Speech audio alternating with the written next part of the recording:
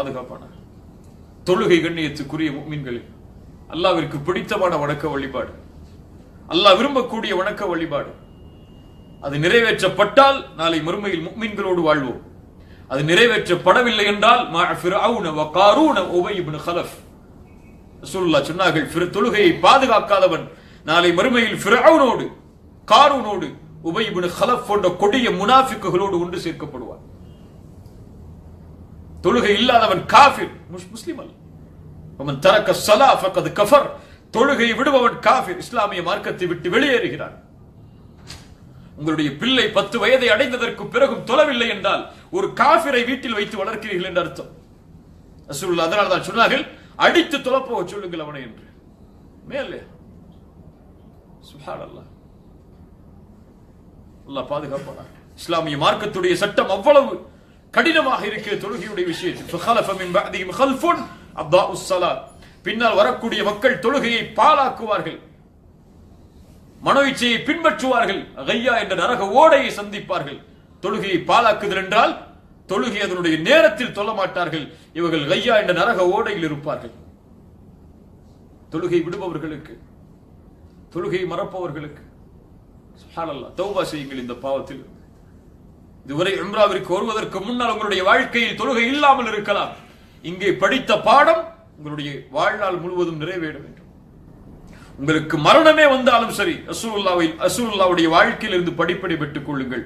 எழுந்திருக்க முடியாமல் மயக்கடித்து விழுகிறார்கள். அந்த நேரத்திலும் ஜமாஅத்துடைய அதான் சொல்லப்பட்ட பிறகு 2 தோழர்களை அழைத்து 2 தோழர்களுடைய தோள்மாட்டிலும் கைகளை வைத்து பூமியை பாதமாக தரதரவனை இந்த பூமியில் இழுத்தவர்களாக அந்த நேரத்திலும் தொழுகை நிறைவேற்றினார்கள் ரசூலுல்லாஹ் ஸல்லல்லாஹு அலைஹி வஸல்லம்.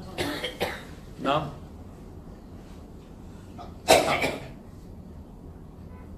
அல்லாஹ் பாதுகாக்க தௌபா செய்யுங்கள். செய்த கூறிய பொய்களை விட்டு, புறங்களை விட்டு, செய்து கொண்டிருக்கக்கூடிய பாவங்களை விட்டு தௌபா செய்யுங்கள். அல்லாஹ் மகிழ்ச்சி அடைவான். அல்லாஹ்வை மகிழ்ச்சிப்படுத்தி இந்த ஹரமில் இருந்து கிளம்புங்கள். ரசூலுல்லாஹி ஸல்லல்லாஹு அலைஹி வஸல்லம் சொன்னார்கள், அல்லாஹு அஷத்து ஃபரஹன் பி தௌபத்தி அப்தி, ஒரு அடியான் செய்யக்கூடிய பாவ மன்னிப்பால் அல்லாஹ் மகிழ்ச்சி அடைகிறான். எப்படி ரசூலுல்லாஹ் உதாரணம் சொன்னார்கள், ஒரு மனிதன் பாலைவனத்திலே பயணம் செய்கிறான், வாகனத்தோடும் உணவோடும். திடீரென்று ஒரு இடத்திலே நிறுத்தி உறங்குகிறான். பாலைவனத்தில் சுற்றி மண், எதுவும் இல்லை பாலைவனத்தில். களைப்பிற்காக உறங்குகிறான். வாகனம் இருக்கிறது, உணவு இருக்கிறது. மறுபடியும் உறங்கி விழித்து பார்க்கிறான், அவனுடைய வாகனமும் இல்லை, உணவும் இல்லை. பாலைவனத்தில் எங்கே ஓடுவான்? எங்கே உணவை தேடி திரிவான்? எங்கே வாகனம்?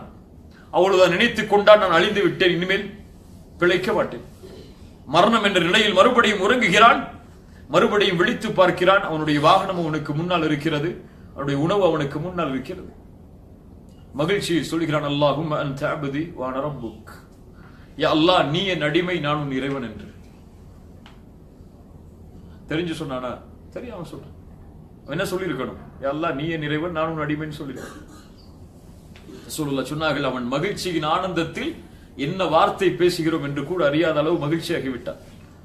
இவன் எப்படி கிடைத்த உணவும் தொலைத்த வாகனமும் கிடைத்தால் மகிழ்ச்சி அடைகிறானோ, அது போன்று தன்னை விட்டு நீங்கிய அடியான் தன்னை நோக்கி வரும்போது, தான் படைத்த படைப்பு தனக்கு மாறு செய்து தூரமாகி தன்னை நோக்கி வரும்போது அல்லாஹ் இவனை விட எல்லையற்ற மகிழ்ச்சி அடைகிறான் என்று ரசூலுல்லாஹ் சொன்னார்கள் ஸல்லல்லாஹு அலைஹி வஸல்லம். அல்லாஹ்வை மகிழ்ச்சிப்படுத்துங்கள். செய்த பாவங்களுக்காக தௌபா செய்து, நரக வேதனை நினைத்து பயந்து, கபரில் எழப்படக்கூடிய விசாரணைகளை நினைத்து பயந்து, நபித்தோழர்கள் கபரில் வேதனை செய்யப்பட்டிருக்கிறார்கள். நாம் எல்லாம் யார்? சஅத் இப்னு முஆத், ரசூலுல்லாஹ் சொன்னார்கள், சஅதுடைய மரணத்திற்கு பிறகு சஅதிற்காக அல்லாஹ்வுடைய அர்ஷ் ஆடுகிறது. சஅதுடைய மரணத்திற்காக யாருடைய அர்ஷ் ஆடுகிறது? யாருடைய அர்ஷ்? ரஹ்மானு அலல் அர்ஷ் இஸ்தவா, அல்லாஹ்வுடைய ரஹ்மானுடைய அர்ஷ் ஆடுகிறது. ரசூலுல்லாஹ் சொன்னார்கள், அவருடைய ஜனாசாவை அடக்குவதற்காக 10,000 மலக்குமார்கள் வந்து இருக்கிறார்கள். எவ்வளவு அருள் பொருந்திய ஜனாசாவாக இருக்கும் சஅத். சுப்ஹானல்லாஹ், எவ்வளவு பெரிய நபித்தோழர். ரசூலுல்லாஹ் அவரை கபரில் வைத்தவுடன் சொன்னார்கள், சஅதை ஒரு முறை கபர் நெருக்கி விட்டது என்று. சஅதை ஒரு முறை கபர் நெருக்கி விட்டது.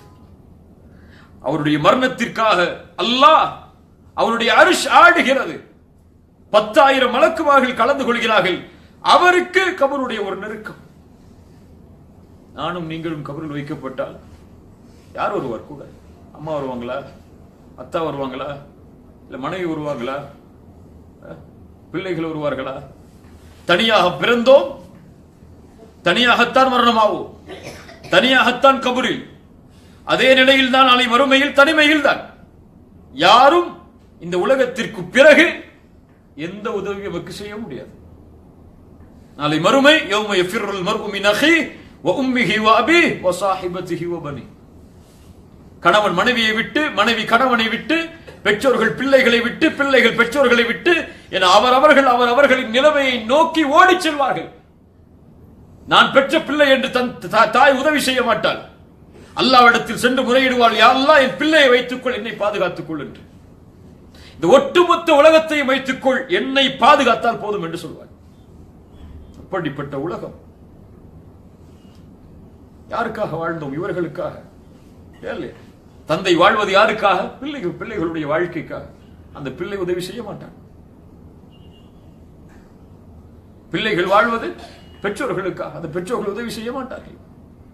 ரசூலுல்லாஹ் ஃபாத்திமாவை பார்த்து சொன்னார்கள், யா ஃபாத்திமா லா உக்னி அன்கி மினல்லாஹி ஷைஆ. அல்லாஹ்விடமிருந்து உன்னை என்னால் பாதுகாக்க முடியாது ஃபாத்திமா, நீ உன்னை பாதுகாத்துக் கொள் என்று சொன்னார். இப்ப நான் என்னை பாதுகாப்பதற்கு என்ன செய்திருக்கிறேன்? நீங்கள் உங்களை பாதுகாப்பதற்கு என்ன செய்திருக்கிறீர்கள்? உங்கள் மனைவி செய்வது அவர்களுக்கா? நீங்கள் என்ன செய்தீர்கள்? உங்கள் பிள்ளைகள் என்ன செய்தார்கள்? இந்த கேள்விகள் நம்மை துரத்த வேண்டும். அப்போதுதான் எழுந்திருப்போம் மயக்கத்தில் இருந்து, வெளிப்போம் அல்லாஹ்வை நோக்கி, செல்வம் அல்லாஹ்வுடைய பாதையில். எதற்காக படைக்கப்பட்டோமோ அந்த நோக்கத்தை நோக்கி நடப்போம். உண்டு கழிந்து மகிழ்ந்து வாழ்ந்து மரணிக்கக்கூடிய ஒரு கால்நடை போன்று வாழ்ந்து மரணிப்பதற்கு அல்லாஹ் படைக்கவில்லை. நம்மை ஒரு நோக்கத்தோடு படைத்திருக்கிறார்.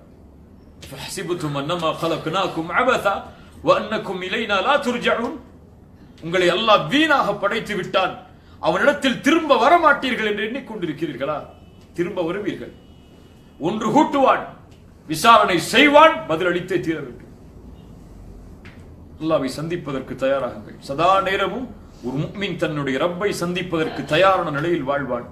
தன்னுடைய மரணத்திற்கு பிறகு தன் இறைவனை பார்ப்பதில் மகிழ்ச்சி இருக்கிறது என்பதை உணர்ந்து அதை நோக்கி தன்னுடைய பாதத்தை எடுத்து செல்வான். ஆனால் நாம் எப்படி வாழ்கிறோம்? எதற்காக வாழ்கிறோம்? யாருக்காக வாழ்கிறோம்? எந்த நோக்கமும் இல்லை, எந்த குறிக்கோளும் இல்லை, எந்த லட்சியமும் இல்லை. எதற்காக வாழ்கிறோம் என்று எமக்கே தெரியவில்லை இன்னும். ஆனால் மரணம் வரும். எம்மை தேடிக்கொண்டிருக்கக்கூடிய அந்த மரணம் எம்மை சந்திக்கும். எந்த வயதிலும் சந்திக்கும். அது நிர்ணயித்த நாள், நிர்ணயித்த நிமிடம் வந்தால் ஃபஇன்னஹு முலாகீக்கும் ثم تردون الى عالم الغيب والشهاده. அது உங்களை சந்திக்கும். அதற்கு பிறகு மறைவான ஞானங்களும் வெளிப்படையான ஞானங்களும் யாருக்கு தெரியுமோ அவனிடத்தில் நீங்கள் கொண்டு செல்லப்படுவீர்கள். فينبئكم بما كنتم تعملون. அதற்கு பிறகு அவன் உங்களுக்கு அறிவிப்பான் நீங்கள் செய்ததை. அல்லாஹ் பாதுகாப்பானாக. அல்லாஹ் நம்முடைய பாவங்களை மன்னிப்பானாக. அல்லாஹ் நம்முடைய அமல்களை அங்கீகரிப்பானாக. அல்லாஹ் எமக்கு கொடுத்த இந்த வாழ்க்கை, அல்லாஹ் எமக்கு கொடுத்த இந்த நாள் அருட்கொடை உடையது.